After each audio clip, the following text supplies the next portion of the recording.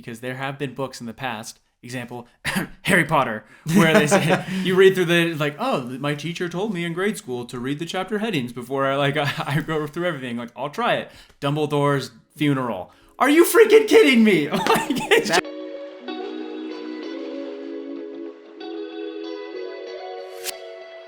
Okay, welcome back to our show. This is Marty and Jaden versus Books, and today we're talking about part 3 of the Way of Kings book, which is the Stormlight Archive. And there's a lot. We're almost to the end. We're 3/4 of the way through the book now, and that means a lot of the story and the plot lines are unfolding. So I'll go really quick through where we're at right now. If you're reading along, that means you read part 3 along with the interludes, which means you got to see some pretty cool stuff from both Kaladin and Shallan. We followed both of their stories. Shallan, having been Yasna's ward for a little while now, she finally gets up the nerve to steal the soulcaster, but in doing so, puts her life in jeopardy, does all the things, ends up giving the thing back. We'll probably talk a bit about that. But she's going through her own wild arc of story at this point. Then Kaladin, if we remember, he's still in the bridge cruise. He's been through quite a lot. Still, running the show with Bridge 4, starting to get them to be like each other a little bit more. They start having soups together as a group. They start enjoying each other's company, laughing a bit. They're trying to make their situation a little bit better. We also get a fantastic flashback to Kaladin's past when he killed a shard bearer, which is a huge element of conversation I'm sure we're going to talk through. And then, of course, by the end of the podcast, we're going to do our top 5 and talk through the best parts of this part of the book and see if they're any better than the beginning 2 parts. So we'll dive right into it. And in case you didn't catch that, there's definitely spoilers for all of this part. So spoiler alert. Sorry for everyone. Kaladin killed a shard bearer. Yes. But make sure you're reading along with us, right? Yeah, like if you haven't read the book yet, this could be a good way to dive right into it. Otherwise, it's even more fun if you read along, read the parts with us, and then come back and watch the episodes. Yeah. It's been a lot of fun. So we've been rereading this. And I've been pretty excited to talk with you about this part because it starts off with Kaladin and he starts coming up with new methods of carrying the bridge. And he's like, I'm going to find ways to save the bridgemen. And he runs into the battle with the side carry and then saves all the bridgemen and by turning the bridge sideways. Yep. And honestly, this is one of the craziest parts of the book for me because I just love how Sanderson thinks about everything. He's thought about everything, and they all go sideways. All the arrows hit the bridge, and ends up just ruining the whole battle for everyone. Okay. I wanted to talk to you about this as well because number one, I think the side carry is really interesting. Yeah. And you almost get to experience that with him. Like you don't have any of that foreshadowing of what's going to happen. You're like, this is a brilliant idea. He's going to change everything and save everyone's life. Yeah, for sure. But even though so many people died, I'm almost like, would that not have happened? It was a terrible bridge run. Like they were already ready. They were way too far out in the Shattered Plains. It didn't seem like they had much of a chance anyway. So I'm like, what was the negative impact and was it as bad as it kind of made it out to be? I know. I thought about that too. I was kind of thinking about how all the bridgemen arrived at different times, right? Yeah. And so they were all trying to do the side carry too. So they were trying to mimic him and they all just get cut down. That's true. That was a problem. Yeah, and Kaladin pretty much points out that he thinks that they lost the battle because of the whole situation, right? He does take that accountability. I mean, even think about the consequences for Lamrel and Kaladin himself is pretty rough. Oh man, I thought about Lamrel's situation, and he doesn't seem like a good guy in the first place. No way. And neither does Kaz. But I thought that was pretty crazy, and they killed Lamrel. I'm like, they what? Just straight up murdered him. He's gone for something that Kaladin did. But the logic that Kaladin gave him makes a lot of sense to me. I really like. He's like, look, you could kill me right here, right now, or you could bring me back and I'll tell him it was my fault and then maybe you get a lesser sentence. Yeah. And even when he's going through his storm consequence, he has to sit out in the high storm. He's like, you shouldn't have beaten me senseless. I could have helped you. I could have told him what happened. But then he probably would have been murdered. So somebody had to be killed for that. And I think they explain that, right? They say at the end of the day, it's the Light Eye's responsibility. Yes, that's what I like too. And it's kind of cool, the whole class thing, right? Where they say it's not cool because careful. We do not like class systems. But I bet I'm saying is the whole world building idea behind it, right?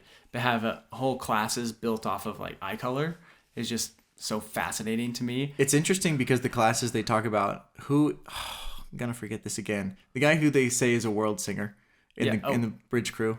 Yes. Starts with an S, I think. Zigzel. Zigzel. Yes. Z. It's very close. Is it Sigzel? I think it's Sigzel. Anyway, it's this guy. He mentions that he thinks it's weird. He's like, it's kind of weird that you guys use like eye color for your class system because everywhere else is completely different. You're right. And he brings up the example of people who are in classes by age. Yep. And, dude, yes. I love that side How fascinating story. was that? Where he's like, it makes sense, but you just, when you're in power, you kill everybody who's getting to be older than you. I loved that too, because I actually was thinking about that. I'm like, wow, like that is kind of interesting, but I'm like, wouldn't the people who are in power like be incentivized to kill people who are just getting older? And I was right. And they absolutely do. The only way a dynasty would fall is if like your whole family gets sick or ill and just all die off. Oh yeah. And then you're not going to make it anyway. So like, there's no point in starting to kill people at that point. You don't have any posterity. And how fascinating does that make a whole dynamic of power structure, right? Because now you've got super old people that are all very like murderous. I mean, it lends itself to quite an interesting parallel that we probably won't draw in this podcast. Oh gosh, yeah. Yes. There are some really old people running things. I know. Anyway, so back to the story. Man, I think there was another parallel that I thought too that we won't bring up, but I'm just trying to remember. They're just Brandon Sanderson knows what he's doing. He really does. He really does. That foreshadowing is pretty that. incredible. Well, so anyways, yeah, the bridge run, the side carry was crazy. Yep. And then Gaz, well, even the explanation that he gave to Gaz and Lamrel, you almost feel bad for him because you don't, because they were running into battle to like get killed. But Kaladin says like, listen, it's just a side carry. If anything, it's going to make us less efficient. And like, well, he's like, sweet, that means you're going to die. Yeah, sweet, it means you'll die and everything. And they're just thinking to be harmless. Ends up ruining the whole battle. So then I would say that it's not Kaladin's fault at all. I mean, we kind of understand that from how the story's written. But I'm saying from a military strategy perspective, the reason Kaladin's efforts failed is because he wasn't aware of his role in the army. And he mentions, I think, in there at some point, he's like, well, I could have understood better. I could have thought better. It was my fault for not thinking about the grand vision of the army. But the bridgemen are bait, right? That's basically what they kind of just say. They're just there to take arrows, for bodies to take arrows. Right, and he didn't realize that. But I wonder, in just general strategy, why, if the vision isn't communicated to everyone and everyone's not on board with the whole vision, like what their role actually is, then those little things can happen. Like little changes in expectations or tactics in any way can completely derail things just because you're banking on the fact that since you're not telling people what to do, like what they're supposed to be doing, then they just kind of do whatever. And in this case, trying to save their own lives sure makes sense. Yeah, and I actually like what you said, though, is that, so Kaladin does take responsibility. Yep. And it reminds me, it's just another attribute of a good leader, right? Mm-hmm. Even if it really isn't your fault, there really is blame to go around for everyone for anything that happens in a situation. And so you can take blame for your part and say, I can do better. I can make things better. Whoa. Okay, so you have a thought about this. I do have a thought about this because as you're saying that, it means just think about the differences, right? They're all right there. There's Kaladin, there's Gaz, there's Lamrel, and there's Sadeas. And how each of them react to the failure. Because everyone failed. The battle was an epic fail. So Kaladin's like, well, crap, I should have done this. I should have done this. I'm taking accountability. Like, I'll take the punishment, yada, yada. Gaz is like, who am I going to hide behind? Because he doesn't want to die. And Lamrel's like, who am I going to execute? Because, like, I'm just angry and going to take it out on someone so that I can tell my superiors that I killed somebody over it. And then Sadeas is like, just kill that guy. Yeah. Just kill the guy that's above everything that's not me. Yes. And so it just becomes increasingly more, apathetic and more in the sense of, like, punishment versus who do I need to punish for this versus what do I need to change? Because honestly, would killing Lamrel have been a solution, or would it have been, hey, Lamrel, how can we do things differently? You have the experience now. You've failed. What can we change? Versus kill that guy and hope the next guy's scared enough to not make the same mistake. 100%. And another example that is like complete side-by-side examples is Rashon and versus Kaladin.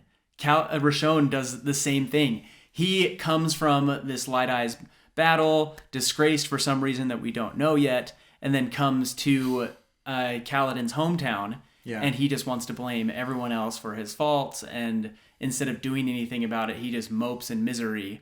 But Kaladin, you see the other side, right? He gets put in the worst of worst situations, and then is able to find ways to be successful, be a leader anyways, and make the best out of it. So this is going to be an episode of parallels, I think, because you talked about Rashon when he goes to their town. Yes. What's it called? Hearthstone. Good yeah. So I would not have remembered that. Hearthstone is where Rashon comes. He's now the Bright Lord of the town, right? And they try to do this dynamic of what happens when a new leader jumps in, and how do they jump into a situation and provide leadership, right? It's everyone's the anticipation, like being hired to lead a new team. Like, what does that look like? There's already kind of an existing dynamic. How do you fit into that? Got to be difficult. Got to give him that. Yep. And honestly, I feel like you can only draw these analyses because Brandon Sanderson is so good at understanding people and that dynamic. But I want to talk about Rashon lost his son due to his own, hubris, I would say, going after 100%. the white spine. Yeah, the white spines. Those things sound like velociraptors, by the way. Right? I saw like a picture drawn online. I think it might actually be in the book, but I'm listening to the audiobook. But they look like velociraptors. I haven't seen that picture, but I always imagine them as like saber-toothed tigers. Yep. Kind of with lots of spines everywhere. Well, they're huge. Yeah. They're really big. I'll find a picture that I can keep in my mind while I'm reading the book. But They go after the white spine. He loses his son. Obviously, he blames the surgeon, which is a misplaced blame, but I can understand probably a parent that is having that's a terrible thing to go through, right? Well, let me jump in there and say, like, I would have a hard time if the surgeon, my son is not stopped breathing yet, and the surgeon has not stopped working on him. I want him to work on the last breath. I don't care if I die. Yeah. But you understand Kaladin's dad's perspective to stop. And he's absolutely right in feeling, like Rashon is absolutely right in feeling that way. But at the end, stepping back, that's when you realize, okay, well, he was already, there was nothing he could do. Yep. And their limited capabilities at the time. So going from there, but also the way they react to that loss. So I'm trying to draw this parallel between Rashon and his son and how he reacts with the massive revenge of, well, I'm going to take your son, I'm going to make this. And then he's still sad even when that happens. But then take that parallel of Kaladin lost his brother, right? Yes. And since he lost his brother, immediately it switches to, where can I find someone who's in my brother's situation? Like, where can I find another young kid who was drafted before they were ready, thrown into things to die, and how can I save their life? How can I change things next time so that when this happens to someone else's kid, I can save their life? And that is, I think that's a complete difference in character, but it leads the entire parallel of the book to say, this is someone who takes a situation, Kaladin specifically, and brings as the best of himself to making it better. And I think that's Holy so cow. cool. Holy cow. That'll get you. I love that. Yeah, I absolutely love that parallel. And you're totally right. This is the chapter. It's a great part. I almost flew right through the Rashon jumping in as the new Bright Lord. It's crazy. Yeah, there's so many parts to catch. Yeah. That whole scene is just heartbreaking because you and I are fathers now, and so I read this book before I was a dad for the first time, and it just hits differently, doesn't it? It's just crazy when you have your own kids and you're just like, man. Even like you just said, like I would want the surgeon to be working on him the whole time until he's buried, and then you can come and fix my leg. Yep. Yeah. Oh, it's just crazy, and they make Tien as well. Sanderson, I will always say this about him. He knows how to like rip out your heart. He is just so good. Absolutely. At just making the innocence. Yeah. Oh, just everything that Tien says. He just, like you said, the innocence, and he's just so young. I feel Vibrant. like he's and so happy. Yep. And then he gets called to battle, and you're like, this innocent child who's just like absolutely. They describe him as all of a sudden not happy. And just like kind of just sick and just pleading almost for Kaladin to come with him, even though his parents are like, don't make us lose 2 children. I was just trying to think about that dynamic of like, what would I feel as a parent? Like proud of my son, but also just devastated to lose 2? Yeah, absolutely devastated, especially at that time when it seems like there just wasn't any communication, right? There's just no back and forth, no letters, I guess, or anything between him and his home. It seems that way at least. I think it's devastating for both families, everyone involved, but also kind of interesting to see you get the one end where Amaram himself is going to these towns and just taking these young kids to war. But we just read last part about Dalinar and the High Princes that essentially are just battling because. And they're just warring against each other to see who can be the best.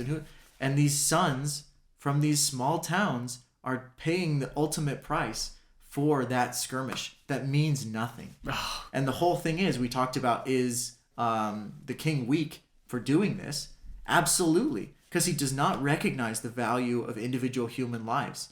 And we will see some awesome parallels to that very soon. Ooh. But it's interesting to see they're waging these wars. And it's like, oh, well, it's fine. That keeps them from trying to overthrow me because they kind of just skirmish against each other.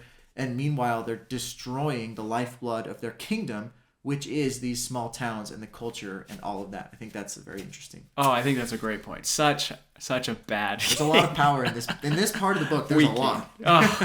Yeah, and which reminds me, by the way, when you talk about the skirmishes, I think it was confirmed in this book that Amaram was a part of Sadeas's kingdom. Mm-hmm. And so it goes back to what I was saying in the first part. Like, I was just wondering, like, I think that is ironic, and he must have done that on purpose, that he did want to end up in the Shattered Plains working for Sadeas, but then ends up being one of his bridge runners instead, which is... He made it to the Shattered Plains, not the way he wanted to. Not the way he expected. Quite a roundabout way to do it. Right. Well, even while he's in battle and with Amaram and everything, he mentioned several times, like, I want to see a real Light Eyes who is respectful and a good person like Sadeas. He says Amaram and Sadeas. And Amaram, man, he was close, like, except he just had... So that's what I wanted to ask you. As soon as I read that part, I wanted to get your feedback. Yeah. Do you think Amaram made the right choice in murdering the bridge crew or murdering the spearman's crew? I don't know. Absolutely not. Do you understand does his logic make sense? We learn a lot about logic and psychology in this part too. We'll talk about that in a second. But do you think that logically, from his perspective, it said he was in conference with all of these people for hours, all the smartest people in his army for hours to make that decision? First off, I will say, I think it's a better question to say that his logic is right, because I feel like no matter what, like, morally, it's just a terrible decision. Morally wrong. We can talk about that. Which I think you agree with. But from the logic of his decision-making process, does it make sense? So, and also to give background on this part. So this is the part we're talking about is when Kaladin kills the Shardbearer. Yes. And saves Amaran, by the way, which I forgot that happened. Everyone else had left. His honor guard was retreating. Yeah. He was running away under a horse. They were literally abandoning the war. Yep. His own honor guard. Yep. And then Kaladin gets branded for that same accusation. And for deserting. For deserting, which they don't, which is fascinating. But yeah, so he saves Amaram's life because the Shardbearer is coming right for Amaram. Then slams the spearhead into the coolest scene ever, right? It's got to be like, feels like a toothpick, I'm sure. He's just like, what even was that? Yeah. He spins around and goes into this battle with Kaladin. He thinks it's going to be short. Slammed it right in the face. Just wild. Then he goes to the tent. Amaram Kaladin, first off, decides that he doesn't want to touch the sword because he's sickened by all the people that it killed, his friends. Mm-hmm. And then... Amaram decides, like, hey, well, if you're not going to take the sword, I'm not letting you give this to anyone else. This is going to be my sword, and it's worth kingdoms. Yeah. So anyways, back to your question, is it smart logically? And I think initially I thought, like, I can see his logic, but then, oh man, I think I felt like while I was reading this, I'm like, no, there are other ways you could have handled this. Like, you really could have had just Kaladin give it to you. I guess his logic was that Kaladin would know and eventually want it back and would start having stories and stuff, and then all of the team members would say that too. I don't know. What are your thoughts on this? So my thoughts are that logically is completely flawed. Yeah. And the reason, the very same reasons as you. Yeah. I do think it makes sense from the perspective of he can't have like rumors going around camp, but that's his own fault. Because rumors only hold weight if people either don't know you that well or they have a reason to believe a specific rumor, right? Because if people are like, no, Amaram would never do that, like, that didn't happen. It didn't need to happen either. That's the thing. Like, he's thinking about all this stuff, like all these rumors that I took it from you, and he did not need to take it. I think that's one of the most interesting things to me. He knows his honor guard, who are sworn to defend him to the death, abandoned him. They were supposed to die right there. And try everything they could to save his life and be swept down by the Shardbearer. That was their job. That's what they signed up for. and they just abandoned him, right? He knew that Kaladin ran in to save his life, and he didn't believe that if Kaladin had the Shardblade, he wouldn't stick with him. Like, that seems ridiculous to me. That's again another hubris of a king who's been a Light Eyes his whole life, who's existed to lead, who's existed to run these big armies. And it just, I think, comes down to the best decision in that scenario would have been him to force Kaladin to take the blade. Interesting. To say, you can't give it away. Because, again, I agree that there would have been, like, weirdness there. Like, well, why did he give it away? What happened? Like, what's going on? There would have been more rumors about confusion. Yeah. He had to force Kaladin to take it. And in doing so, just say, look, if you take it and, like, whatever happens, and you can, like, leave the army and then leave it with me, or you can will it to me, but, like, take the time to own it first. Because, like you said, the rumors of the transition and him, like, well, you didn't give it away willingly. I think that's what he should have done.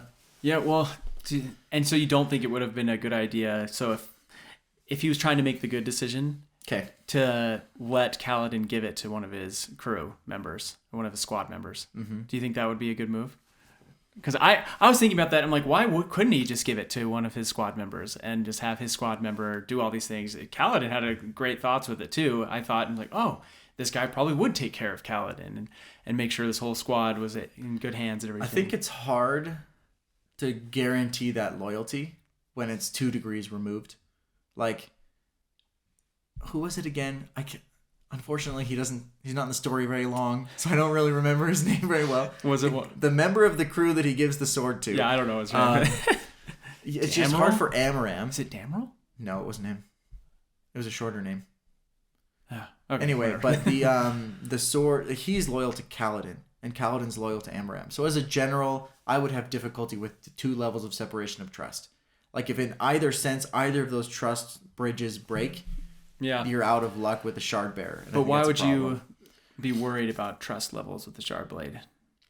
Because I do think it changes people. If it can change a Dark Eyes to a Light Eyes, then I think it would change. And you just don't know that much about this spearman. Whereas you do know a lot about Kaladin, because he charged and brought his men in to save your life. Yeah. He did that. Like, that was him. That wasn't the spearman. The spearman followed orders. And it's harder to make that leap to say, I'm going to give you the wealth of kingdoms. Yeah.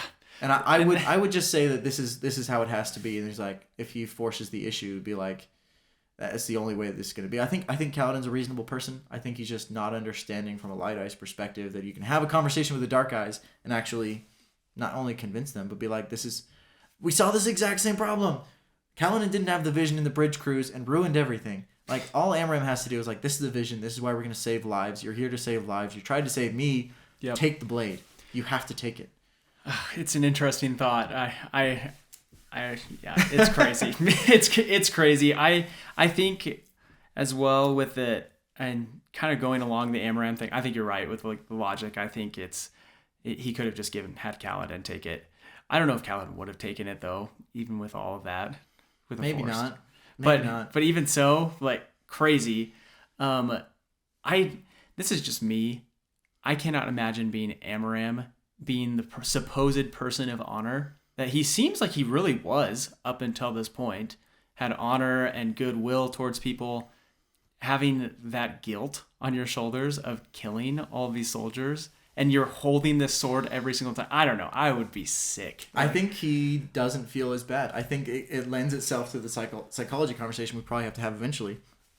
Of, like, his framework for making decisions is, don't quote me on this, like, utilitarian or whatever. Yeah. That's like the greatest good. The greatest good will always be better no matter what the cost. Yep. And in this case, he says, well, the cost of 12 lives for me to have a shard blade, lead my armies to potentially more successes, to be able to lead them and save lives, because I am trained in the sword. I can use this shard blade tomorrow in battle and save probably more lives tomorrow than I'm killing today, let alone the rest of the future. I'm sure he's thinking that, and that might be the framework that he makes decisions off of. And he might think that he's doing the right thing. And you'd have to say that's the same exact logic that Sadeas has, right? With sending the bridge crews into battle. And exactly the same. Yeah. Yeah. That's crazy. That's really crazy. I just remember this part of the book, and it was another one of those parts of the book where I was just, like, heartbroken. Yeah. I had to... the first time that I read this part of the book, I had to go to my wife, Malia, and I'm like, Malia, I just have to tell someone This is the most sickening thing I've ever read in a book. I don't think I told her the whole story because I am super anti-spoiler, which is very true. Yep. But I just like had to give her some vague details of this. I'm like, this is probably the most sickening thing I have ever read in a book. I was just so disgusted. Absolutely brutal. By the whole scene.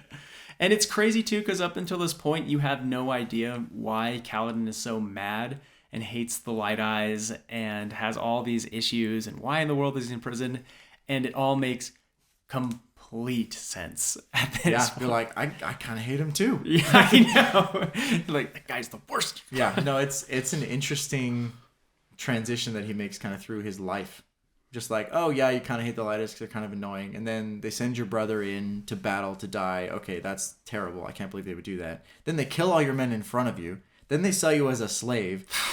How many times before you just like, I'm going to write them all off. They're all terrible people and should all be like obliterated. Yeah, that's pretty much where he's at. And he gets to that point, and I think he's really stuck into that for a very long time. It seems like he's very much anti-Light Eyes forever. Oh, totally. Okay. So before we move on to Shallan, though, I wanted to say there was one more thing that I thought was pretty cool with Kaladin's story. I thought it was super fascinating, the camaraderie between the whole bridge crew that starts to build. And one of those parts that I absolutely loved was when they gift the razor to Rock. I feel like Sanderson does such a good job at making these scenes just so powerful, and it just ways like, oh my gosh, like Rock is so touched by this, and it just shows how together the team has become. Everyone's becoming one, and he didn't have to say, and then everyone was like super friendly, whatever. But no, they were getting each other gifts, and then they were thinking like, Kaladin, we didn't know you'd get better so quick. Like we would have gotten you one too, and just so like touching and powerful. It's interesting to see how the team comes together, because it's not that he just can force them. He can't force the issue. And right at the beginning, he's trying to like, I need these people to be my men. And he's like, come on, I'll do the running of the timber, right? And he'll just run the log back and forth. He'll see if they join him. They don't. He gives up his spot so that he can be in the front, and Rock goes to the back to save his life. Yes. All these things happen. Like, it just doesn't work, because they just still don't really like him. They're slowly sort of like, maybe this guy. It starts to work though, right? Because he gets Rock at that point when he switches Rock. And I think what matters most for him trying to convince that team to be his team and to really trust him is he spends more time focusing on what they actually care about. And think about when it mattered. Like, at the beginning, they don't care about anything. He could have given them spheres. He could have given them food. They still wouldn't have been like, okay, sweet, but I'm not really going to listen to you. I don't trust you. They care about not dying. That's why he got Rock. He switched spots with him. He's like, you know what? He doesn't want to die. Switched spots with him. He saved people that were injured, which convinced the other people, like, hey, maybe he'll save me too. He slowly says, what do these people really care about? What actually matters? And then slowly over time, like individually, he found the people and he went up to them specifically, talked to them, learned their backstories, found out what they care about. And that's how he brought them to his side. And that's how he brought the camaraderie. They cared about each other because they knew each other. I think the whole book is just a massive element of what is the value of a human life. Yeah. And a human soul. And not to mention the fact that shard blades cut souls. That again, it's a whole thing. Well, again, it's just talking about the value of a soul. It can be cut down immediately, but can take so long to build trust and empathy and all these things that is it valuable? Is it not? And I think that's an interesting concept overall. But you mentioned there was one last thing you wanted to talk about before we got into Shallan. Well, yeah. So that was that. But then I just want to jump in one more as you're saying that, because you made me think about how he starts to regress from that. Even as they go into the chasm. The Wretch chapter? Yes, the Wretch. And this is something you were talking to me about earlier, about how chapter headings. Yeah. And this is every single chapter that comes up, and I know you feel the same way, is that they obviously hint at something that's going to happen, but it's so fun to read through his chapters and think, wow, that was super clever. It just straight up told you what it's going to be. You can read through an entire part of chapter headings and learn nothing. Yep. I'm not even sure which character is in this part of the book because I don't understand. You understand it more when you've read it and it makes sense. the backbreaker powder chapter heading. I'm like, what even does that mean? Yep. Is that like a magical thing? Like, what's going on? You don't learn anything. But then at the end, you're like, oh, yeah, makes sense. Well, I will tell you, I appreciate the randomness that doesn't give anything away, because there have been books in the past, example, Harry Potter, where they say, you read through like, oh, my teacher told me in grade school to read the chapter headings before I go through everything. Like, I'll try it. Dumbledore's funeral. Are you freaking kidding me? Like, it's just right there. I'm like, well, I guess he's dead. Like, and it must be the same way in Murtagh, because in the announcement video that Paulini did, he like covered up the table of contents so you couldn't see it when he was showing off the book. And I guess that must be a common thing then. Yeah. So do you think it's not all listed out in the beginning, is what you're saying? It is, but he like smushed those pages together when he was kind of going through the first read copy. Oh, so you think he's like, oh, I can't show. He said, yeah. I can't show you the table of contents. Oh my gosh, I haven't even read that or seen that one. Do you think so? So would you guess then that his table of content gives things away as opposed to Sanderson's? Absolutely. Yeah. I believe it does. I think it's probably an easier way to outline a story. I think it's probably just, it makes sense, and it's a style thing. I'm not saying it's negative for one author to do it that way. It's just, I guess if they're outlining their story, it totally makes sense, and I'm not going to hold it against them. Yeah, no, for sure. But anyways, it's just that whole scene though, where he's just trying to come back out of it, like, we're all bait, we're all going to die, like, and he has to go back and find a way to lighten himself up so he can bring his crew back up out of the depths of despair, because they're starting to be like, where'd you go, man? Like you brought us. They're saying that like you just survived outside on the roof in a high storm, and now you're like, man, what's the point?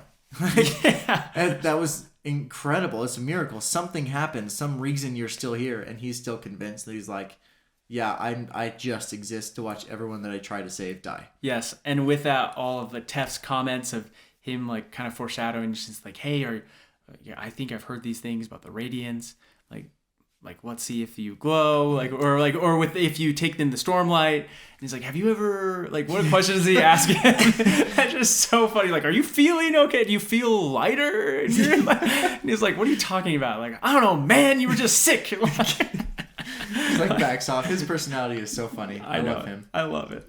Anyways, that's all I had on Kaladin's, but we definitely have to get into Shallan. It's an exciting time for Kaladin with all the flashbacks and forwards and battles and stuff. But Shallan goes through her own situation. Shallan's story gets more interesting. Oh, it gets interesting real fast. Yes. So her situation with Jasnah, obviously their wardship is kind of a ruse because she's trying to steal the soulcaster anyway. And she steals it on like the second or third attempt. I think it takes a while. Yep, because she feels bad. She likes the fact she gets to study books all day, which she loves. Then she gets nervous, and then she does steal it in the end. She does steal it. But there's a reason why she steals it, yeah. Which is fascinating. So Shallan has this moment where she's talking to Jasnah about morals, which has been a theme today. Really? It's a theme in all of Sanderson's book, right? Religion and morals. But, so Jasnah tries to make a point that not everything is black and white, and which is such a good point. Yeah, in such a terrible way to explain that point. Oh, seriously though. So she goes out to a dark alley where she knows people have died in the past, and then these people try to murder them and rob them, and Jasnah proceeds to use her soulcaster to turn one into diamond or quartz or whatever glass, and then there's the smoke and just kills him. She kills all four of them. Yeah. And even after one of them is running away, she kills him. And she kills him anyways. Or two of them are running away and she kills him. Something like that. Yeah. I can't remember. But so all four of them die. Shallan is just absolutely flabbergasted at the moment. And she's like, you're a terrible person. That's the worst. And that's the impetus behind, I can steal this lady's soulcaster. She's a terrible person. Yep. Isn't it interesting? Because Jasnah justified killing those people because they were bad people. Yep. Which then in turn makes Shallan decide that she's justified in stealing because Jasnah's a terrible person. Crazy. So do you think Jasnah is a terrible person? I have some interesting opinions about this. I think there are logical arguments to be made that Jasnah makes, and Shallan even says, as I'm studying, like this kind of makes sense. I think, in general, logical assumptions and decisions like that have to be held back when there's the exception of a human life.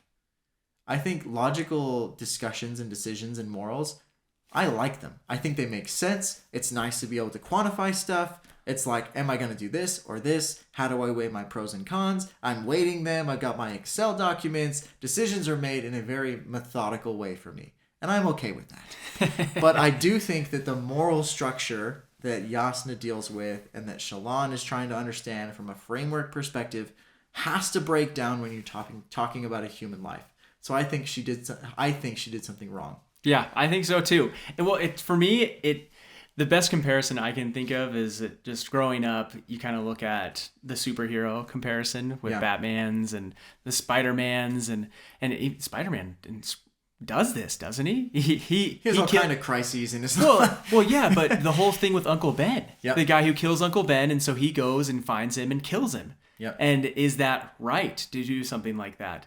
And is it right for Batman to have killed someone? Because they're bad people.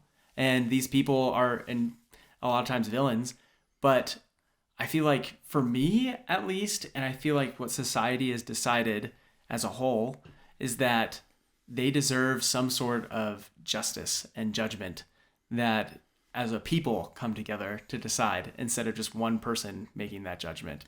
I think it's the best approximation that we can get to make the collective decision, to like the collective truth, which I say in a sense that like it's still imperfect. I know. It's never going to be like, it's not going to be perfect because of the emotional decision process. And we see like 7 different people kill people in this part and they all have different reasons. It's like, It's really difficult to balance and manage that. But I do think that the logical arguments they don't work when you're talking about lives. And I think the same thing with Amaranth. I think he just, like this many lives. Technically, from a math perspective, it makes sense. But from a human life perspective, it really doesn't. Yeah. Well, here's the other thing with Jasnah as well.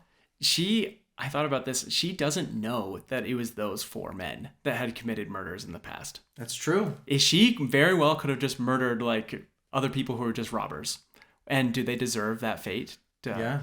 I mean, yes. Yeah. Or Shallan saw death in their eyes. But did she really? Like, were they really going to kill her or do horrible things?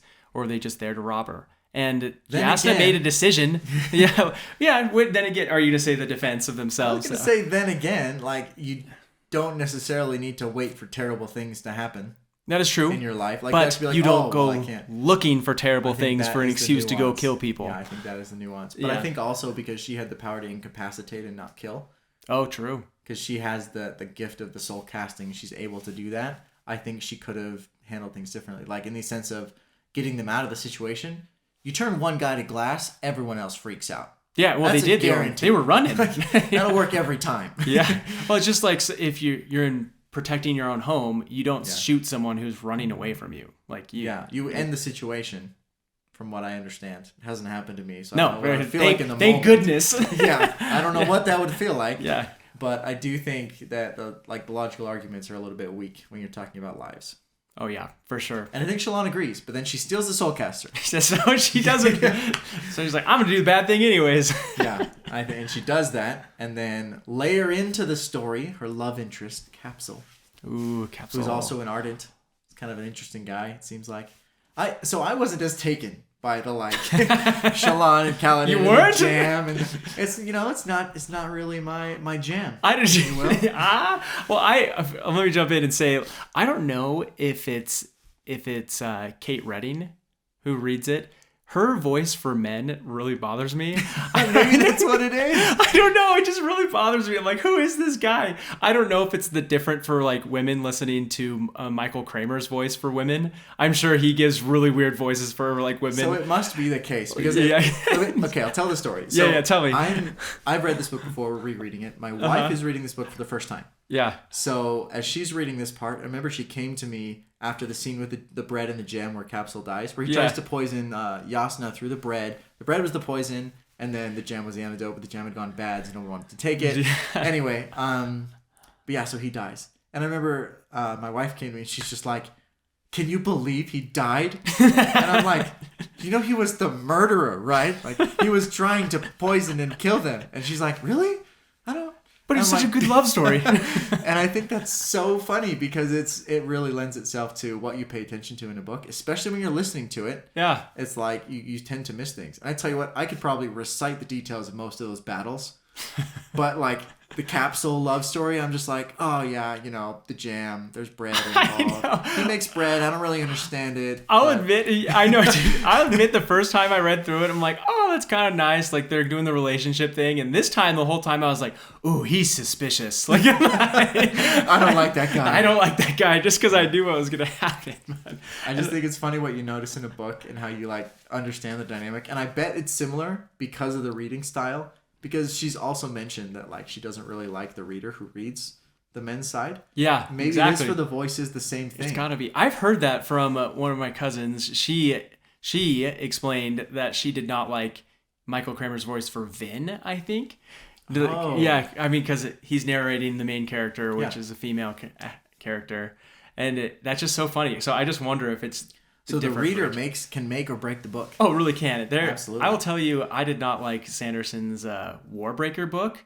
I had a really hard time with it because I think the hot take, I did not like the reader at all. Like the whole time I was reading it, I was just like, this is just really bothering me. Same with Elantris. Both of those books, I haven't read either. I know. To catch up. We'll get there. What I'm doing. Both of those, I could not stand the guy who read it. It just was... They've made a lot of characters annoying to me. And it's just crazy how audiobooks can do that. I can't abide that. It drives me insane. If the character is annoying, yes, it's too much. I'm like, I don't know if I can handle this. And I don't think it was Sanderson's fault that the characters were annoying. Because I think if they were read by someone else, it would have been better. And that's just the difference between reading a book and listening. You can make your own voices when you read it. Oh, yeah. And you've even mentioned as much with the Aragon books. Oh. If we go into the Aragon books at some point, I know we're going to talk through Murtagh, but Saphira's voice is some like, I don't know if it's like a drowning Yoda that they're going for. It's so bad. That's such a great explanation. I know that I am certain that the voice actor was doing their very best and intending the best, and I don't fault necessarily them for that. It's terrible. Like it needs to be fully re-recorded. It's so bad. Oh man, it ruins the book. Because Saphira is a powerful... Anyway, it's a different book. Yeah. It drives me crazy. It's hard to listen to. You have to almost ignore those parts and read them again in the book. Yes. It's so bad. Oh, yeah. And I do... That's so funny. Yeah, and when there's a voice actor that I don't like their voice, I try to reimagine their voice in my head because of that specific... You just translate their I voice? do. I literally do this. I do this during this book. I'm like, Capsule probably didn't sound like that. He probably sounded a lot cooler. I don't really listen to what Capsule says anyway. Yeah, nobody's in battle right now, so it doesn't matter. Some sobby love story. Some love story, whatever. Well, I bet you would have paid more attention if you knew he's an assassin. That's a good point. That's a good point. Yeah. The assassination attempt. That'll get you. It'll get you every time. But I do want to talk about something that Capsule says that I thought was interesting. Oh, tell me. He talks about the Ardentia, it's a very religious sect. They kind of just protect knowledge and all that stuff. So, while I'm not as much of a fan of their love story, he says something really interesting about the goodness of the Almighty. Oh. I don't know if you remember this part. Tell me. Remind me. So he tells a story about the Almighty. He's trying to convince Yasna the Almighty exists. And then Shallan has similar questions. She says, well, is it real? Whatever. Like, why would bad things exist? Why would bad things happen? And his explanation is that the existence of good begets evil to combat it, to balance it. Mm-hmm. And so, like, the good the Almighty does creates opposition, like an opposing force, an opposing evil that exists in the world. But then that... And her argument to that is, well, when I help somebody, does that someone breaks their leg? I don't remember the exact argument she makes, but she basically says, if I help someone or I do good, does then evil just pop up somewhere randomly? Right. And he says that's not how it works. He says that the Almighty's existence of good is balanced by the evil, but the good that we do in the world is just so minuscule and so minimal that an individual person is going to affect the balance of good and evil. So it's interesting. But so he says it won't affect the balance of good and evil? No. Interesting. Because it's a kind of a weird, you wouldn't want to explain it that way. But I think that that's interesting because of the concepts across the Cosmere. Yes, I thought just the shards in general, and I think that's really cool. Yeah, I was hoping you'd go there because this is a spoiler alert for the next 30 seconds. With Mistborn, Ruin and preservation is a perfect example of this. Where they perfectly balance each other in the sense that neither can defeat the other. Yes. Yep.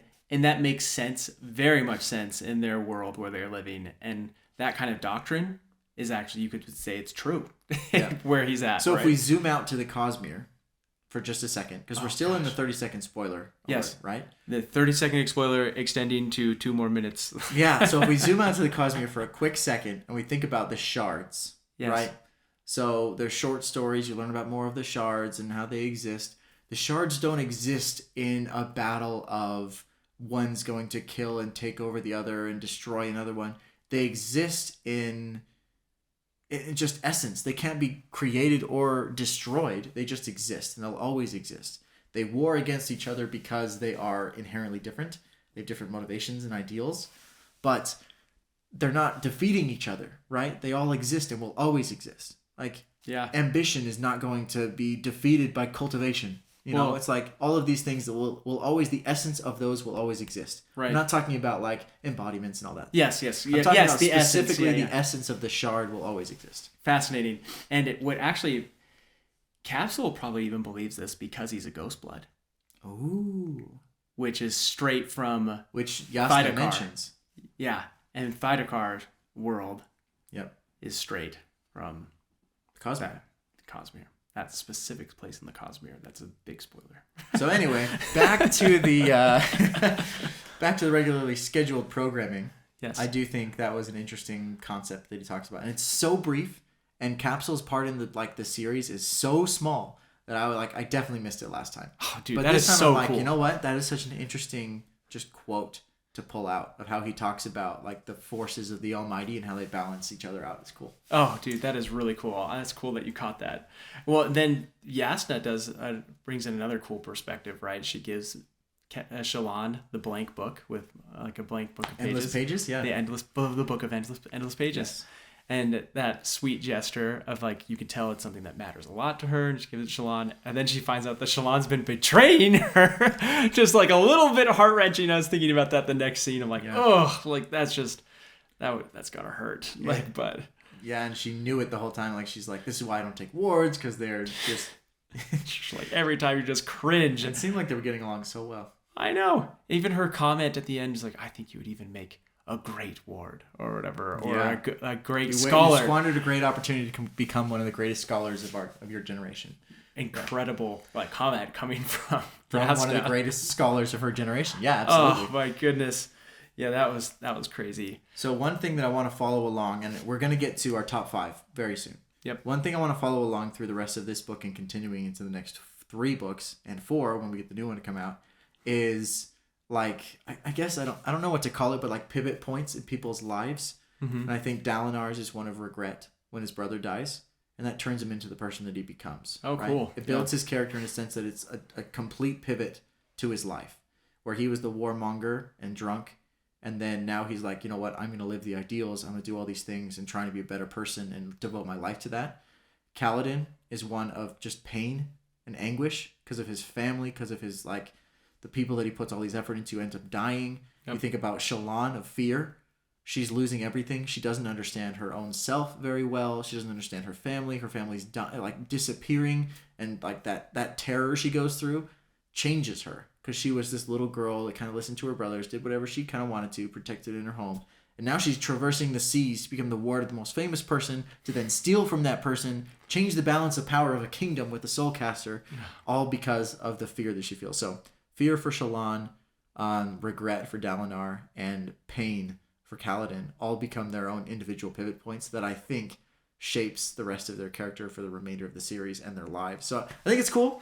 I think it's something that I want to continue following along, and I'll probably call back to it as we get back to later books. But one thing that I want to put out there, I like that. That's really cool perspective. Cool. I think about those things a lot.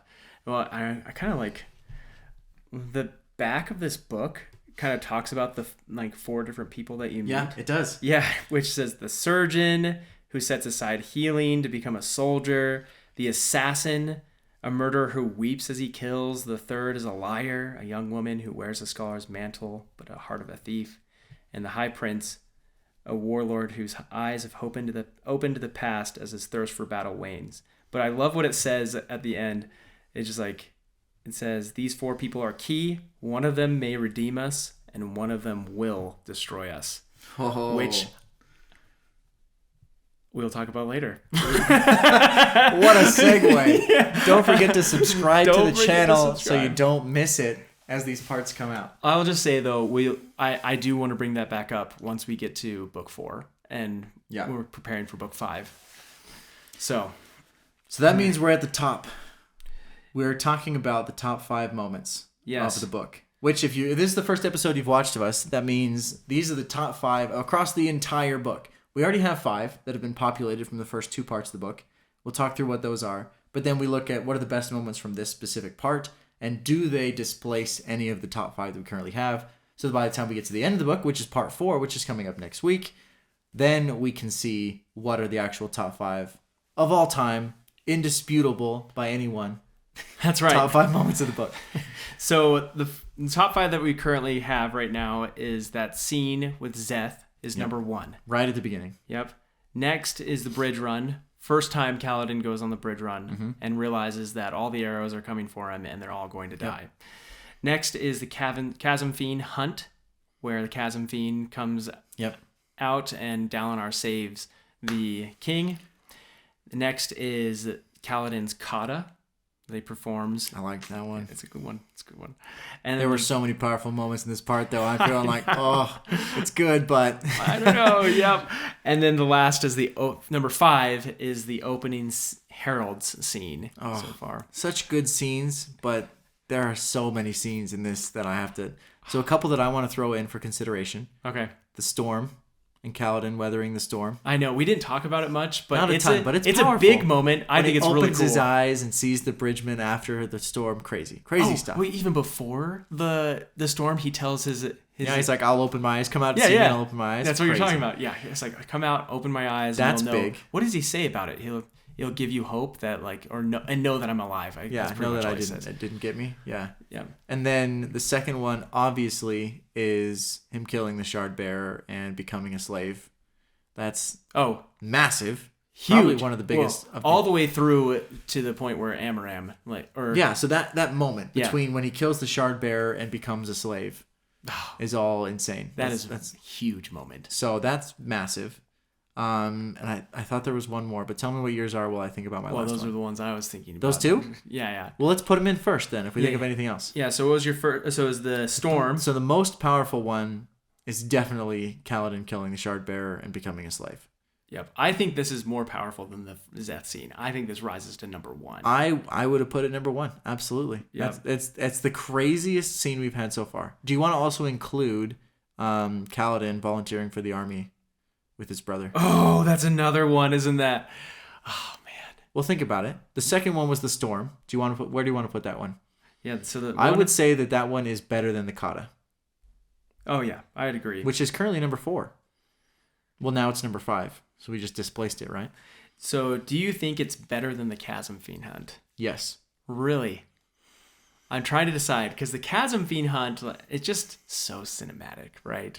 But you could say that the storm is pretty cinematic as well.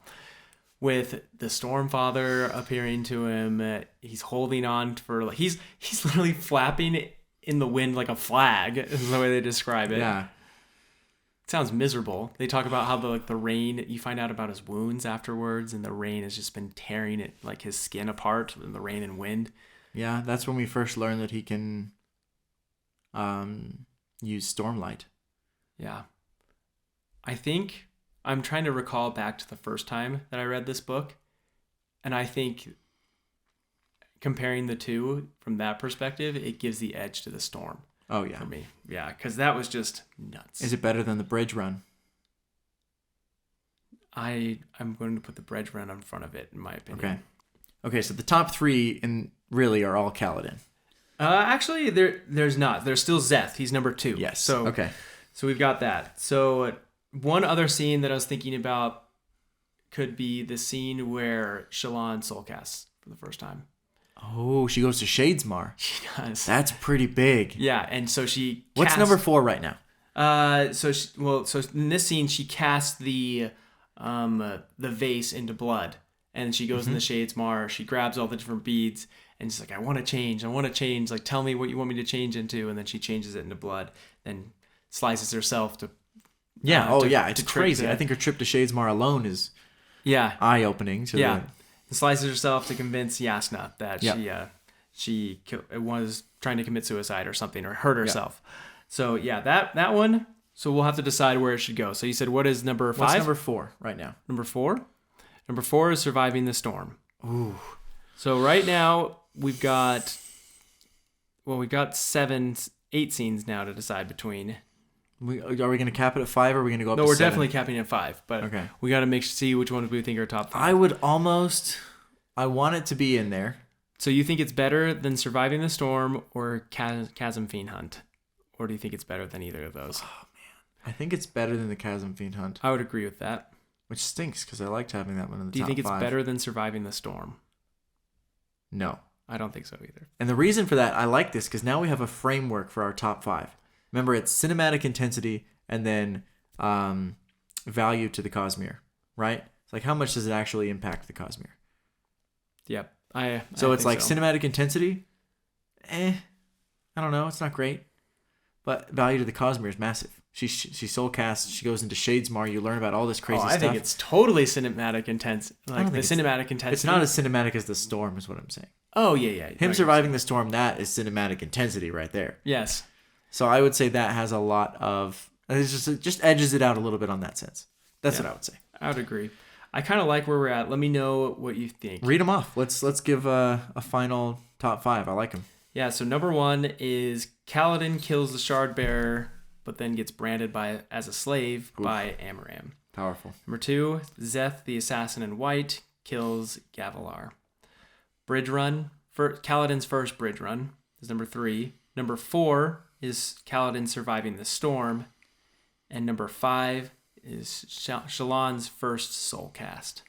I do feel like we're prioritizing violence, but I think it's a great top 5. I do. That's hilarious. If anyone is reading along with us, violent? One of my favorite things, the whole reason we're posting this on YouTube, I love to read the comments and respond to the comments and have conversations about the books and the top 5 and the best moments. If you have any insights or you would like me to explain in more words why we think these top 5 are the top 5, leave a comment, ask a question. I think that's so fun. I love seeing comments come up, even if they're totally random. Yeah, it'd be great. I can't believe that. Like, you're right. These are all pretty violent scenes. But they're intense. Violence is intense. Book. Well, there's not all violence. Shallan soulcasting is. That's the thing. It's the bottom of the top 5, though, and it barely edged out the Chasm Fiend scene, which is also very violent. All of these scenes are, several of them are just so heart-wrenching. Just crazy. It'll get you. This is a great book. And that means, so if you're reading along with us, part 4 of this series is going to be the rest of the book, which is incredibly exciting. There's a lot of interesting things and loose ends that need to be tied up here. This is part 4 and part 5. So yes. It's the part 4 of our YouTube, but it is part 4 and 5 of the book. And that will end this series. So I'm really excited to wrap up a lot of those things. If you're reading along with us, finish the book by the time we record next week, and it'll be a pretty awesome episode. So we're excited to see you there. Super stoked.